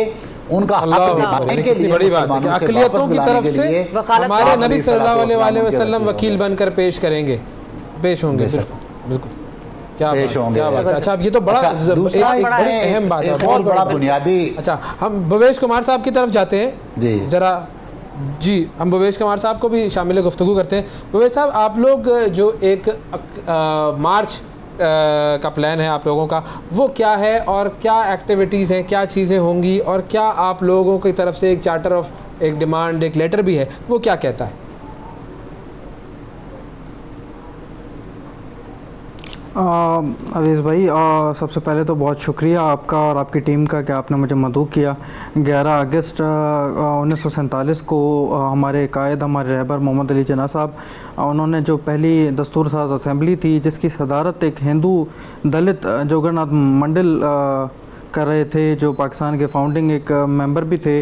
अफसोस की बात यह है कि जब पाकिस्तान आज़ाद हुआ, उसके कायद-ए-आज़म की वफ़ात के बाद उनको ये मुल्क छोड़ के जाना पड़ा, जबकि पाकिस्तान की पहली दस्तूर साज असेंबली की सदारत भी उन्होंने की थी। और उसी में ही हमारे कायद ने ये पैगाम दिया था कि आप आज़ाद हैं, मंदिरों में जाने के लिए आप आज़ाद हैं, गिरजाघरों में जाने के लिए आपको अपना जो ईमान है, आपका जो रिलीजन है, वो प्रैक्टिस करने की पूरी इजाज़त है। तो आज 11 अगस्त को फ्रेयर हॉल कराची में और उसके अलावा हैदराबाद, सक्खर, इस्लामाबाद में भी प्रेस क्लब पे एक माइनॉरिटी राइट्स मार्च हो रहा है, क्योंकि जो आपका आइन है, कॉन्स्टिट्यूशन है, वो आपको राइट देता है, इजाज़त देता है to assemble and to mobilise and assemble. तो हम यहाँ पे आज जमा हो रहे हैं फ्रेयर हॉल कराची में, जिसकी ऑब्वियसली सारी एनओसीज़ और परमिशन हमें सिंध गवर्नमेंट और जो दूसरे लॉ इन्फोर्समेंट एजेंसीज़ हैं उन्होंने दी है। हमारी जो डिमांड्स हैं उसमें ज़ाहिर बात है 11 पॉइंटर एजेंडा है, लेकिन मैं जो मेन डिमांड्स आपके सामने पेश करता हूँ, जो मेन डिमांड है कि जो फोर्स कन्वर्जन होती है, जिसका बिल्कुल फैक्चुअल डेटा आपके सेनेट में भी है, और सेनेट में उस पर राइट्स ऑफ माइनॉरिटीज़ बिल जो 2020 है वो भी पास हो चुका है। आपका सिंध गवर्नमेंट ने एक आपकी जो एक प्रोग्रेसिव पार्टी है, Pakistan peoples party, Sindh government ने 2013 में उस पर कानून भी पास किया था, लेकिन अनफॉर्चुनेटली गवर्नर ने उसको साइन नहीं किया था। मल्टीपल टाइम्स नेशनल असेंबली और सेनेट में भी वो बिल टेबल हुआ है। तो हमारी डिमांड ये है कि कन्वर्जन से मसला नहीं है हमें, और कन्वर्जन पूरी दुनिया में होती है, इस तरह पाकिस्तान में भी होनी चाहिए। अगर कोई अपनी मन मर्जी से वो कन्वर्ट होना चाहता है, चाहे किसी भी फेथ पे, लेकिन दो चीज़ों का इस पर ख्याल रखना चाहिए। एक ये है कि जो आपका एक्ट है गार्जियन और माइनर एक्ट, उसमें ये होता है कि माइनर की डेफिनेशन है 18 साल से कम उम्र जो भी लड़का या लड़की होगा वो माइनर होगा। और माइनर को पाकिस्तान की कानून बहुत सी चीज़ों की इजाज़त नहीं देता, जिस तरह शनाख्ती card, same licence for arms. तो फिर हम कैसे उस माइनर को ये इजाज़त दे सकते हैं कि वो अपने बिल्कुल सही ख्याली में वो अपना मज़हब तब्दील करना चाहता है। दूसरा जो हमारा मेजर एक डिमांड है वो है कि जो हमारे इबादत गाहें हैं, जैसे हमारे आलिम साहब ने एक डिमांड के ऊपर रहकर चले तो हम मेरे ख्याल में दादी साहब से ओपिनियन भी ले लेंगे, ताकि एक एक डिमांड के हवाले से क्या रूलिंग्स हैं वो सामने आ जाएगी। तो भवेश, पहली जो चीज़ है फोर्स्ड कन्वर्जन के हवाले से जो बात और माइनर्स इनको इकट्ठा रख लें। जी बगदादी साहब, फोर्स्ड कन्वर्जन्स किसी को जबरदस्ती इस्लाम की तरफ लाना या किसी और मजहब की तरफ लाना, और बच्चों का जो जिनको के आइन और कानून के तहत माइनर तस्वुर किया जाता है, 18 साल से कम उम्र के लोग, उनके हवाले से क्या रूलिंग्स हैं इस्लाम की? जी बिल्कुल, इस्लाम ज़बरदस्ती किसी को इस्लाम की तरफ राग़िब करने की इजाज़त का नहीं देता। और इब्तिदाई इस्लाम से ही अगर हम देख लें तो किसी भी दफ़ा इस चीज़ की कोई मिसाल इस्लाम के अंदर मौजूद नहीं है। और कुरान अज़ीम के अंदर इसका बड़ा क्लियर कट फैसला है, ला इकराह फिद्दीन क़द तबय्यन रुश्द मिनल गय, के दीन के अंदर किसी भी किस्म का इकराह और जबर ये नहीं है, बल्कि यहाँ पर इख्तियार दिया गया है कि कोई अगर अपनी मर्जी से मुसलमान होना चाहता है तो वो मुसलमान होगा, उसके ऊपर किसी तरह का जबर नहीं किया जाएगा। और हमें पूरी जो रियासत मदीना कायम हुई उससे भी यही दर्स मिलता है कि वहाँ पर देखें, अगर जबर करना होता तो जब रियासत मदीना की वुसअत दूर दूर तक पहुँच चुकी थी, उसके बावजूद आपको किताबें भरी पड़ी तारीख की मिलेंगी जहाँ पर ज़िम्मियों के साथ, यानी जो अक़लियतें थीं उनके साथ मुआहदात किए गए, एग्रीमेंट्स किए गए। और वो एग्रीमेंट किस बात का था? वो एग्रीमेंट था कि वो जब स्टेट को तस्लीम कर लेते थे तो उसके बाद उनकी जानो माल की हिफाजत का था, उनको मजहबी आज़ादी का था कि वो उस स्टेट के अंदर रहते हुए अपने मजहब पर आज़ादी के साथ अमल कर सकते हैं। उनकी इबादत गाहें जो मौजूद हैं उनकी हिफाजत करना ये रियासत की जिम्मेदारी में आ जाता है।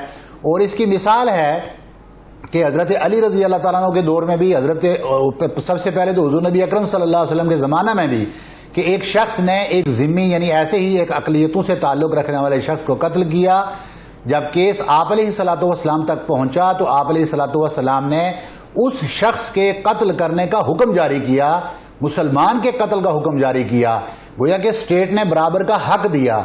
दूसरी बात यह है कि जो इस स्टेट के अंदर जो तस्लीम इनको किया गया कि इनके जान माल, मजहबी आज़ादी और दीगर जो थी जॉब करने की आज़ादी, ये तमाम हुकूक अक़लियतों को इस्लामी रियासत के अंदर हमेशा से हासिल रहे हैं और आज भी हैं। अगर कहीं पर कोई ऐसा हो रहा है तो ये बिल्कुल ठीक कह रहे हैं, जो पार्लियामेंट के कवानीन हैं उनकी पासदारी होनी चाहिए और जो हमारे मुल्क का आइन और कानून कहता है उसकी पासदारी होनी चाहिए। लेकिन यहाँ पर मैं एक जुमला ऐड करना चाहता हूँ आपके तवस्सुत से और आपके इस प्रोग्राम के तवस्सुत से, और बिलखुसूस जो हमारे अक़लियत नुमाइंदे बैठे हैं, कि अगर पाकिस्तान में और इस्लामी रियासत के अंदर अक़लियतों को ये हुकूक हासिल हैं तो मैं सिर्फ ये दरख्वास्त करता हूँ कि आपको भी ये चीज़ें हासिल हैं तो आप जो बाहर बैठे हुए दीगर ममालिक हमारे पड़ोसी जहां पर मुसलमानों के साथ नारवा सलूक रखा जाता है, आप खुदारा उनको भी मुत्तले करें कि इन ममालिक के अंदर हमारे साथ वैसी चीजें नहीं हो रही होती हैं जैसा कि आप अपने ममालिक के अंदर मुसलमानों के साथ कर रहे होते हैं, ताकि ये पूरा मुआशरा सारे का सारा दुनिया खूबसूरत हम इस वक्त भारत की मिसाल ले लेते हैं, वहां पर जो बुरा हाल है वो हम सबके सामने है, अखलाक वाला इस्लाम। बिल्कुल ठीक है बगदादी साहब। जी भवेश साहब, ये तो एक डिमांड थी जिसके बारे में बात हुई, और क्या मुतालबा है आप लोगों का? जी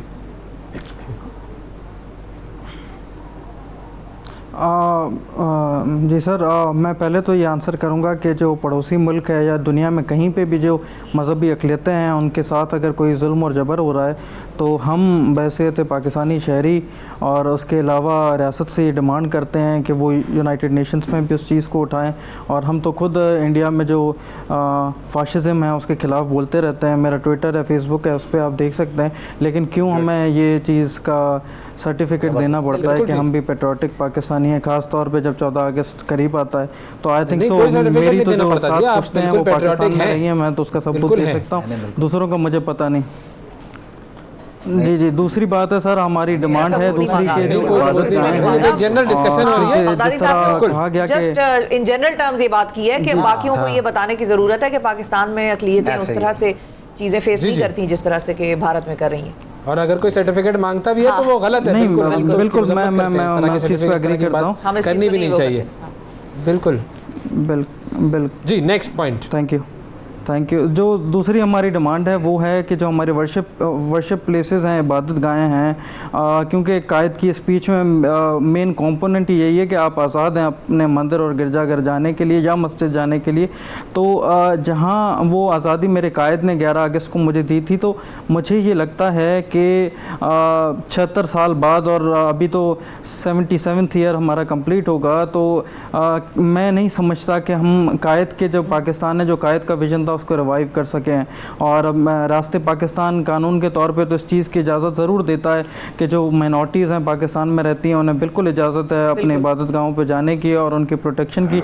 लेकिन मुझे यहाँ पे ये ज़रूर महसूस होता है कि जिस तरह आपने देखा है कि किस तरह एक राइजिंग एक एक्सट्रीमिज़म है, और वो ज़ाहिर बात है माइनर कंपोनेंट है, लेकिन वो जो माइनॉरिटीज़ हैं पाकिस्तान में रहती हैं उनको बड़ा नुकसान पहुंचाता है। तो हम रियासत पाकिस्तान से ये भी डिमांड करते हैं कि जो प्रोटेक्शन है वो हमारी इबादत गाहों को दी जाए, ताकि हम भी जो हमारा ईमान और मज़हब धर्म है उसको प्रॉपर तरीके से प्रीच और उसको प्रैक्टिस कर सकें। बिल्कुल, इस पे भी रूलिंग ले लेते हैं बगदादी साहब की। ये आपने बड़ी अच्छी बात की कि ये माइनर कंपोनेंट है, उसके अलावा ज़हन तमीज़ लेकिन फिर भी जी वो रखने वाला इस पर बगदादी साहब से भी जरा रूलिंग ले लेते हैं ना। सेन माइंड तो कोई भी इसको नहीं सपोर्ट। बगदादी साहब, इबादत गाहों को नुकसान पहुंचाने के कुछ वाक़यात आ जाते हैं पाकिस्तान में, उनके हवाले से इस्लाम क्या कहता है? जी सर, मैं अर्ज़ कर देता हूँ। पहली बात तो मैं ये दरख्वास्त कर दूँ कि यही डिबेट नहीं है, मैंने बिल्कुल ऐसा नहीं किया कि इनसे सर्टिफिकेट लिया या मांगने की कोशिश की। हम सब और दूसरी बात ये जहन में रखें कि मेरा ताल्लुक जो है ना वो एक ऐसी ऑर्गेनाइजेशन से है जो हमेशा न सिर्फ पाकिस्तान में पूरी दुनिया में अल्हम्दुलिल्लाह वो अक़लियतों की हुकूक की बात करती है जी और वो है तहरीक मिनहाजुल कुरान। तो मैं यहाँ क्योंकि हुकूमती नुमाइंदा नहीं हूँ तो इसलिए मैं हुकूमत की उसके ऊपर डिफेंड उसको नहीं करूँगा या उसको जस्टिफाई नहीं करूँगा। हम इस्लाम का एक जो चेहरा है वो पेश करते हैं कि इस्लाम ने इस बारे में क्या कहा। हाँ, तो मैंने जिस तरह इब्तिदा में भी अर्ज किया कि हमारी किताबों के अंदर सराहतन ये मौजूद है कि जब ये किसी सल्तनत स्टेट के राइट्स को कबूल कर लेते हैं, आइन को कबूल कर लेते हैं, उसके बाद इनकी इबादतगाहों की हिफाजत करना फर्ज हो जाता है। ये वाजिब का दर्जा रखता है, ड्यूटी है हुकूमत की। अगर उसमें कहीं कोताही हो तो ये हुकूमत की नाअहली है और उनको अपने आप को रिपीट करना चाहिए कि अक़लियतों के साथ बिलखुसूस ऐसा ना हो, क्योंकि इनकी सेंसिटिविटी और ज़्यादा होती है। तो अगर आपने जो इब्तिदा हमारा ज़माने का दौर था उसमें जाएं, आप अलैहिस्सलातु वस्सलाम ने इतनी सख्ती इसके ऊपर की। आपने फरमाया कि अगर कोई किसी अक़लियत वाले किसी को कत्ल करता है तो वो जन्नत की खुशबू तक नहीं सूंघ सकता, और फरमाया कि जन्नत की खुशबू 40 साल की मुसाफत से आती है। गोया कि वो जन्नत से इतना हजारों नहीं लाखों मील दूर होगा जो जन्नत के करीब तक नहीं जा सकता, जो किसी ऐसे शख्स अक़लियत के हुकूक के ऊपर उसको सल्ब करता है। तो मैं यही कहूँगा कि अगर हुकूमत भी यहाँ पर अगर अक़लियतों के हुकूक की हिफाजत नहीं कर सकती तो हुकूमत में मौजूद लोग हुज़ूर नबी अकरम सल्लल्लाहु अलैहि वसल्लम के मानने वाले आपके फरमान के मुताबिक जन्नत की खुशबू नहीं सूंघेंगे। लिहाजा हमें अक़लियतों के हुकूक का प्रॉपर जो दीन ने हमें सिखाया है हमें वो समझ कर करना चाहिए। हमें किसी के डर के मारे नहीं करना चाहिए कि हमें बाहर का कोई ऑर्गेनाइजेशन क्या कहेगी, कोई तंजीम क्या कहेगी। जब हम इसको सुन्नत रसूल समझ कर करेंगे तो हम अपने दीन पर भी अमल कर रहे होंगे और हमें उसका अज्र स्वाब भी मिलेगा, हमारी रियाया भी उससे बड़ी खूबसूरत बात की कि इंटरनेशनल प्रेशर के बजाय सुन्नत रसूल सल्लल्लाहु अलैहि वसल्लम का इंटरनेशनल लेवल के ऊपर भी एक अच्छा चेहरा पेश करें। जी जी जी बेशक जी सही। अच्छा भवेश कुमार साहब अगली पॉइंट की तरफ आते हैं सर। अवेश भाई, हज़रत मोहम्मद सल्लल्लाहु अलैहि वसल्लम और हज़रत अली इन दोनों को मैंने बहुत पढ़ा भी है, और जो रियासत मदीना की अल्लामा साहब बात कर रहे हैं मैं ख़ुद उस पर एग्री करता हूँ, और इम्प्लीमेंटेशन तो उसी हिसाब से होनी चाहिए। और हम तो कहते हैं कि इस्लाम में जबर नहीं, हम उस चीज़ पे लबैक करते हैं, लेकिन इस्लाम में जबर नहीं है। ये मानने वाले जो मुसलमान हैं वो कम है और हम ज़्यादा हैं, तो हम कहते हैं कि इस्लाम में तो जबर नहीं है, लेकिन वो उस पर इम्प्लीमेंट कौन करेगा? रियासत करेगी, समाज करेगा, क्योंकि स्टेट के कंपोनेंट्स होते हैं डिफरेंट, और उसी से रिलेटेड हमारी जो 2-3 डिमांड्स साथ पढ़ लेता हूँ जो इंटरलिंक्ड है। जैसे कि एक तो है कि जेनेटोरियल, जी बताइए। जी जेनेटोरियल जो जॉब्स आती हैं, आपको यहाँ पे पता होगा जेनेटोरियल जॉब्स पूरे दुनिया में कहीं पे भी इस तरह नहीं होता कि आप एक स्पेसिफिक कम्युनिटी के साथ एसोसिएट कर लें कि आप सिर्फ ये जॉब्स उनके लिए, जैसे कि कानून के हिसाब से और आइन के हिसाब से बाकी जॉब्स में हमें 5% का कोटा दिया हुआ है, लेकिन जहाँ पे स्वीपर या सैनिटरी स्टाफ की जॉब्स आती हैं वहाँ पे बशमूल लिखा जाता है कि फॉर नॉन मुस्लिम्स ओनली। तो मैं वही कहता हूँ कि गंदगी हम सब करते हैं, हम सब ज़ाहिरी बात है जो कचरा होता है वो फेंकते हैं, लेकिन साफ़ करने का जो उसको ओबलाइज करने का जो इंडिकेशन दी गई है, हाँ।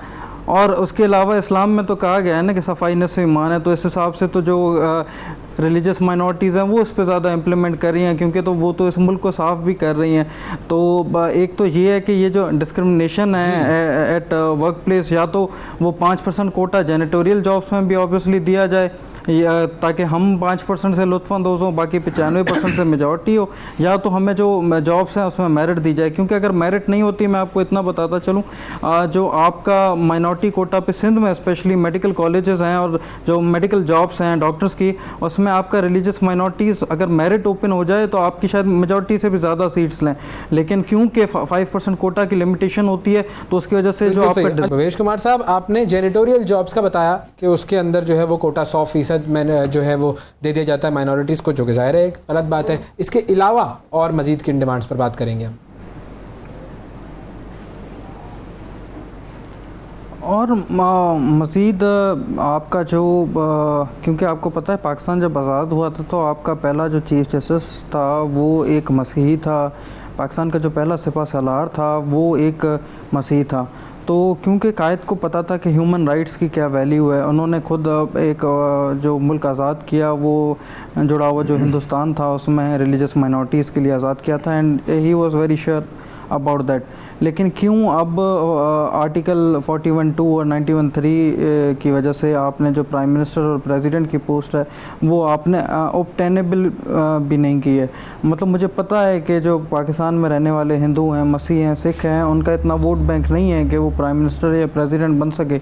लेकिन हम जब जश्न मनाते हैं कि लंदन का मेयर एक मुसलमान बन गया, या ऑस्ट्रेलिया में कोई मुसलमान बन गया, अमेरिका में कोई मुसलमान बन गया मेयर या वहाँ का सेनेटर, तो यहाँ पे वाई कांट हुई एटलीस्ट इंश्योर कि एक मेरिट हो। उसके बाद जाहिर बात है कि जिसकी मेजॉरिटी होगी, जिसको मेजॉरिटी की साख हासिल होगी, वो प्राइम मिनिस्टर और प्रेसिडेंट बन सकेगा। और ये पाकिस्तान की आज़ादी के टाइम ये पॉइंट नहीं था। जी आपने क्या पूछा? बिल्कुल, आपका ये एक वैलिड इंटरेस्टिंग पॉइंट है। अच्छा, इसके ऊपर मैं थोड़ी सी, जी भवेश साहब, इस पर थोड़ी सी मैं आपसे ज़रा आपके सामने अपना पॉइंट ऑफ व्यू रखना चाहूँगा कि देखिए इसमें दो चीज़ें हैं।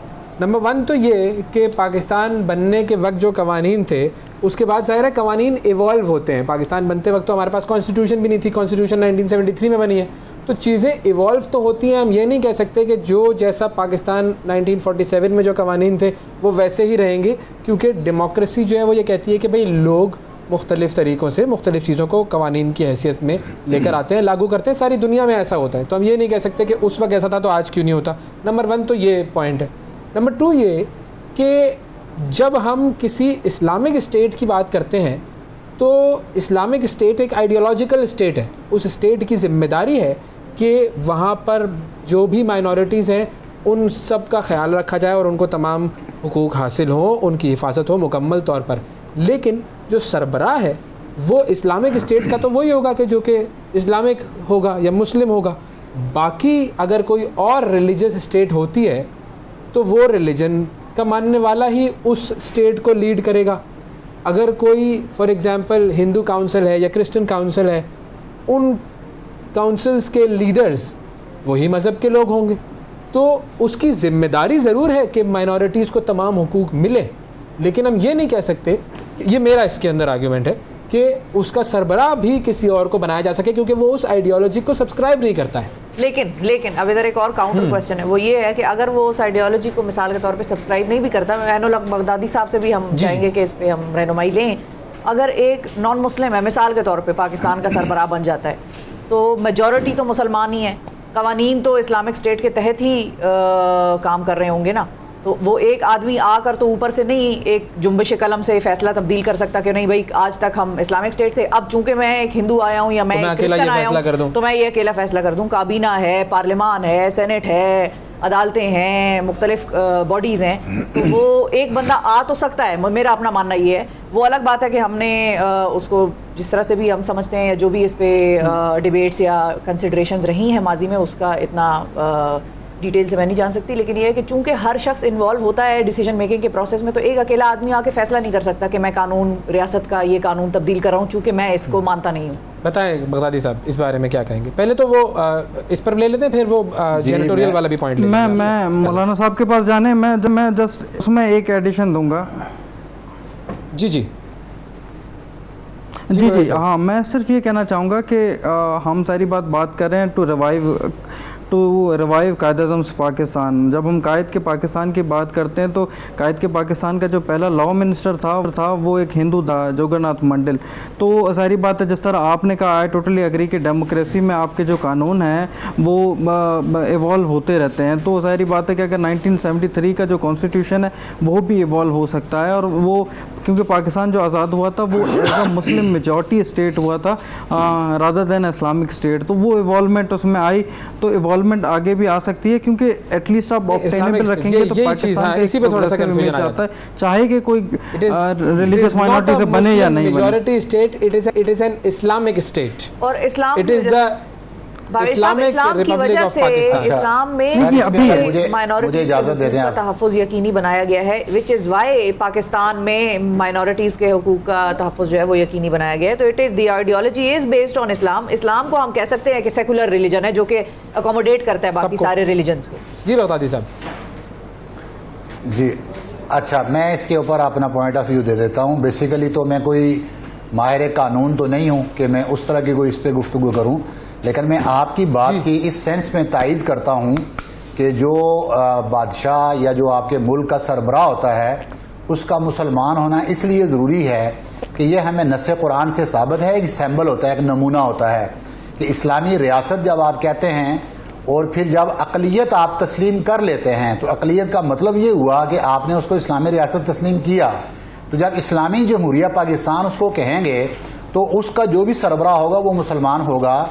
और उसकी बुनियादी वजह यह है कि कुरान में भी इसके ऊपर दलील है, फ़इन तनाज़अतुम फ़ीइन फ़रुद्दूहु इलल्लाहि व रसूलि व उलिल अम्रि मिनकुम, कि जब आप किसी चीज़ में आपका तनाज़ा और इख्तिलाफ हो जाए तो आप उसको अल्लाह की तरफ रुजू उसका करेंगे या आप रसूलुल्लाह सल्लल्लाहु अलैहि वसल्लम की तरफ रुजू करेंगे। और उसके बाद तीसरा फरमाया कि उनके बाद आपका उलुल अम्र कहते हैं जो आपका हुक्मरान हो। तो गोया कि हुक्मरान जो होता है ना, ये खिलाफत का एक जो सिलसिला आप जिस तरह कह लें कि ये एक निशानी होती है इस्लामी सल्तनत की। तो इसलिए मैं आपकी बात की तायद करता हूँ। और दीगर जो जितने भी उसके बाद वाले ओहदे हैं उनके अंदर किसी मिनॉरिटी का ना आना ये कानून में कहीं ऐसा नहीं लिखा हुआ। हत्ता कि आपका वज़ीर कानून हो और वज़ीर दाखिला हो, जो मर्जी हो, वो अक़लियतों से ताल्लुक़ रखने वाला हो सकता है। ये हमारे कानून के अंदर और आइन के अंदर मौजूद है। अच्छा, दूसरी बात यह है कि जब ऊपर से आप इसी को हटा दें तो फिर तो आपकी वो इस्लामी सल्तनत का सिलसिला ही ख़त्म हो जाता है। फिर तो मिनॉरिटीज़ के हुकूक की बात ही ना करें, फिर तो वो सारी एक मुख्तलत हुकूमत होगी और सबकी बराबर बराबर होगी और बराबर शेयरिंग होगी। तो ये चीज़ है। आपने जो, मैं थोड़ा सा एक बार टच, मुझे अगर इजाज़त दें, वो शुरू वाला आखिरी 30 सेकंड में मैं चाहूँगा ये जो जेनेटोरियल वाला मामला भी उठाया था उसके ऊपर भी कमेंट्स ले लें कि ये हम जो करते हैं कि गंदगी हम सब मिलकर करेंगे, लेकिन सफाई सिर्फ जो है वो माइनॉरिटी करेंगे, ये कैसी बात है? अच्छा नहीं, उसमें खैर ये वो एक अलग बात है। वो अगर कुछ मिनॉरिटीज़ ने उसको एज आ प्रोफेशन अपनाया हुआ है तो उसमें हुकूमत का कोई अमल दखल नहीं होता। मिसाल मैं देता हूं कि अगर कोई क्रिश्चियन या कोई और मिनॉरिटी से ताल्लुक रखने वाला सफाई नहीं करना चाहता तो कोई ऐसी दलील है कि किसी ने उसको जबरदस्ती करवाई हो, महदूद ही उस अपॉर्चुनिटी तक कर दिया तो फिर तो उन्होंने सफाई करनी है ना। नहीं, नो वे, ऐसा नहीं है, ऐसा नहीं है। वहीं पर लोग मुसलमान सफाई नहीं कर सकते, उसी में से जिन्होंने पढ़ा है वो हमारा जॉब कर रहे हैं, हमारे साथ जॉब कर रहे हैं, आर्मी के अंदर जॉब कर रहे हैं, कमीशन एम्प्लॉय करते हैं और बड़े बड़े ओहदों पे, आर्मी के ओहदों पे जाते हैं, यूनिवर्सिटीज के अंदर प्रोफेसर हैं, हमारी यूनिवर्सिटीज के अंदर पढ़ा रहे हैं। आप हिंदू बिरादरी की तो बड़ी कम्युनिटी, इस तरफ ना इस बात को लेकर जाएं, ऐसा बिल्कुल नहीं है, ऐसा बिल्कुल नहीं है, बिल्कुल है। और एक तरफ मैं टच आसान अल्फाज में 100% कोटे की मैं जिक्र कर रही हूँ। 100% कोटा हम क्यों देते हैं? मतलब 100% कोटा हम क्यों रखते हैं कि भाई 100% मतलब मुसलमान जो है वो सफाई का काम नहीं कर सकता है? ऐसा तो ममानियत तो नहीं है ना कहीं? सर ऐसा है भी नहीं है। देखें, मैं अपने घर की सफाई खुद नहीं करता तो आप ये क्यों, आप अपने घर की सफाई नहीं करते हैं? आपके घर में आप खुद अपने बर्तन साफ नहीं करते हैं? और क्या मुसलमान जो घरों के अंदर काम करने वाली औरतें हैं वो सारी अल्लाह माफ़ करे अक़लियतों से ताल्लुक़ रखने वाली हैं? ये बात को मुतनाज़े बनाने की तरफ आप लेकर जा रहे हैं, ऐसा बिल्कुल नहीं है और ना इसको इस तरफ लेकर जाना चाहिए मेरे ख्याल में। हमें सिर्फ बात जो जिस सेंस में ये बात है प्रैक्टिकल में अगर किसी तरह पर जबरदस्ती कहाँ पर है, कहते हैं कि वो लिखा हुआ होता है कि नॉन मुस्लिम की एप्लीकेशंस एक्सेप्ट होंगी सिर्फ, तो वो लिखा हुआ नहीं होना चाहिए रियासत की तरफ से। जब हम उसको अपेरेंटली अपने घरों में नहीं प्रैक्टिस कर रहे तो फिर रियासत भी इसको इस चीज की प्रैक्टिस ना करें। अदा करेंगे जी भवेश कुमार साहब हमारे साथ मौजूद थे और प्रोफेसर रहनुल हक बगदादी साहब हमारे साथ। नाज़रीन वक्फा लेते हैं, वक्फे के बाद दोबारा हाजिर होंगे। सुबह सवेरे पाकिस्तान, सुबह सवेरे पाकिस्तान। वेलकम बैक जी। जब भी कोई इंसान गिरता है सड़क वगैरह पर, उसको चोट लगती है, खराश आती है, तो सबसे पहला जो वर्ड उसको सुनने को मिलता है वो होता है टेटनिस का टीका। अब ये टेटनिस का टीका क्या है, इसकी ज़रूरत क्या होती है और अगर ये ना लगाया जाए तो इसका नुकसान क्या होता है, इन तमाम मामलात पर हम बात करेंगे। हमारे साथ मौजूद हैं डॉक्टर अनायजा शाहिद जो कि मदीना हॉस्पिटल से ताल्लुक़ रखती हैं और university medical and dental college Faisalabad में लेक्चरर हैं। अस्सलाम वालेकुम डॉक्टर साहिबा। जी वालेकुम अस्सलाम। थैंक यू वेरी मच, आपने मुझे इनवाइट किया। बहुत शुक्रिया डॉक्टर साहब, आपने वक्त निकाला प्रोग्राम के लिए। सबसे पहले तो जरा टेटनस के हवाले से बात करते हैं कि ये बीमारी है क्या, और फिर उसके बाद इस पे आएंगे कि टेटनस का और सड़क पे गिरने का आपस में ताल्लुक क्या है। जी बताइए। जी, टेटनस जो है बेसिकली वो एक बैक्टीरियल इन्फेक्शन है और इसकी वजह से बहुत सारे लीथल जो कॉम्प्लिकेशंस हैं वो डेवलप हो सकते हैं, जिनमें से सबसे ज़्यादा इम्पोर्टेंट ये है कि आपके मसल्स पट्टे जो हैं उनमें अकड़ाव आ जाता है। इसके अलावा आपके दिल, गुर्दों और दिमाग के जो निज़ाम है उसके ऊपर भी ये बहुत बुरा इम्पैक्ट छोड़ता है। और लेकिन सबसे ज़्यादा इम्पोर्टेंट और अच्छी बात है वो ये है कि टेटनस को हम प्रिवेंट कर सकते हैं थ्रू वैक्सीनेशन। इसलिए टेटनस की जो वैक्सीनेशन है वो बहुत ज़्यादा इम्पोर्टेंट रोल प्ले करती है in the development of Nations, क्योंकि हम जितना हेल्दी नेशन होगी उतना ज़्यादा बेहतर डेवलपमेंट और अपने सस्टेनेबल डेवलपमेंट गोल्स को अचीव कर पाएंगे। जी बिल्कुल ठीक। अच्छा ये बताइए कि ये टेटनस का टीका किस किस सूरत हाल में लगवाना ज़रूरी होता है?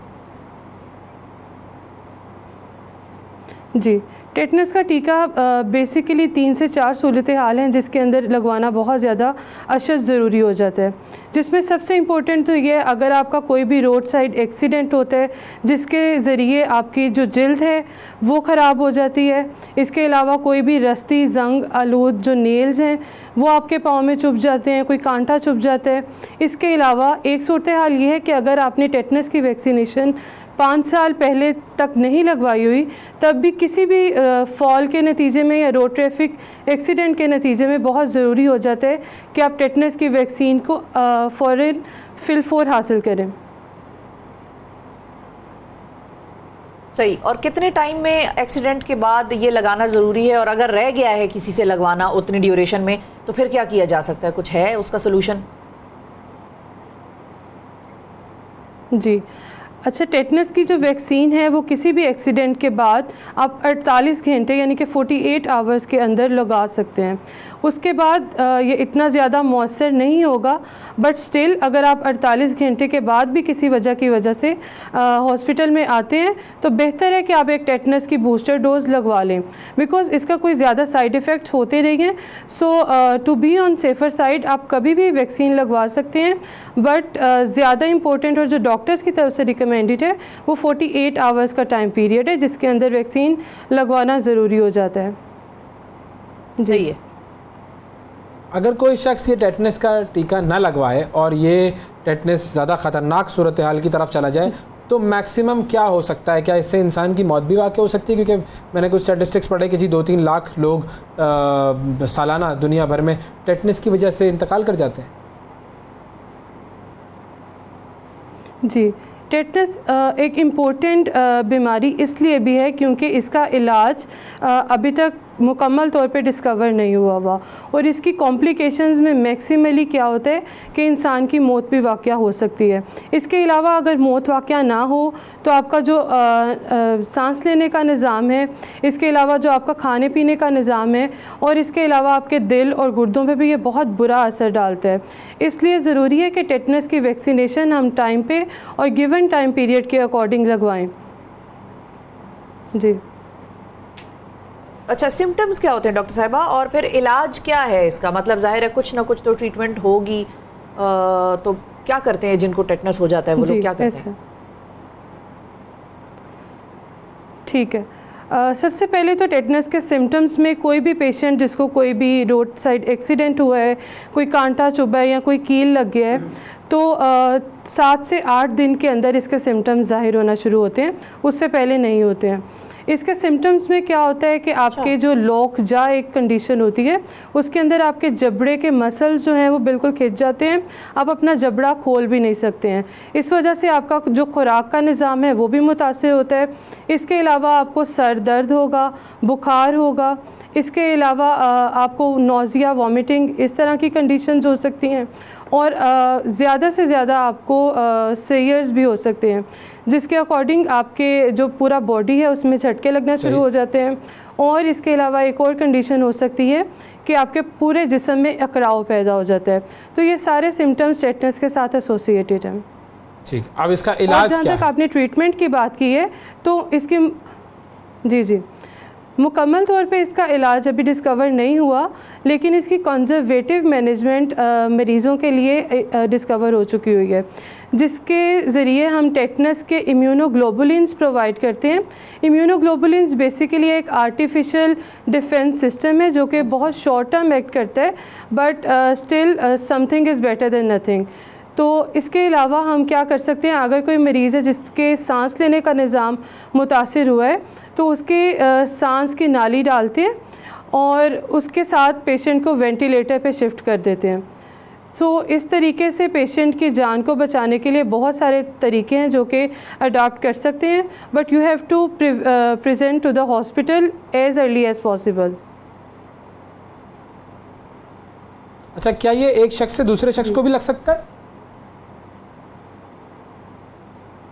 नहीं, अच्छी बात यह है कि टेटनस जो है वो एक शख्स से दूसरे शख्स में मुंतकिल नहीं हो सकता, जिस तरह से बाकी बहुत सारी इन्फेक्शियस डिजीज़ के केसेस में होता है। So it's a good news कि tetanus is a non communicable disease. बिल्कुल ठीक है जी, बहुत शुक्रिया अदा करेंगे। डॉक्टर अनायजा शाहिद हमारे साथ मौजूद थी। टेटनस ये बहुत सारे लोग बड़ी बेहतियाती भी करते हैं। बिल्कुल, अच्छा चलो कोई बात नहीं, गिर गए, चोट लग गई, नो प्रॉब्लम, सही हो जाएंगे, क्या हो गया अगर नहीं लगवाया। लेकिन वाकई ये ख़तरनाक चीज़ है और ये छोटी छोटी चीज़ें जो हैं वो अगर बेहतियाती की जाए तो फिर जान भी ले सकती हैं। आज के प्रोग्राम में इतना ही, आपसे अगले प्रोग्राम में फिर मुलाकात करेंगे, उस वक्त तक के लिए इजाज़त दीजिए। अल्लाह हाफिज़।